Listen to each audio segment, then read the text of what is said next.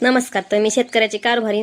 नवीन वर्षाची सुरुवात आपली झाडू मारून होणार होती. तर झाडून मारून घेतलं, मस्तपैकी फरशी पुसून घेतली. तर म्हणलं सगळं स्वच्छ करून घ्यावा. आपल्याला आजची सुरुवात म्हणजे सगळं झाडून पुसून सगळी स्वच्छ करणार होती. आता गावाकडे म्हटल्यावरती सण हे लयच भारी साजरे होतात. सारून साडा वगैरे लयच भारी असतं सगळे.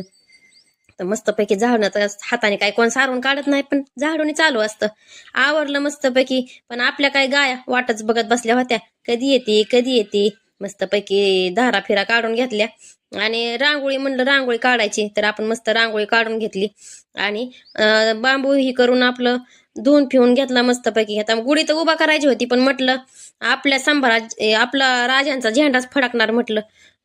तर झेंडा लावून घेतला आणि दिवा ही मस्तपैकी ताट करून घेतलं देवासाठी. तर त्याची पूजा करून घेतली मस्तपैकी. झेंडा फडकवला आपण, आपल्या संभाजी राजांचा झेंडा फडकणार.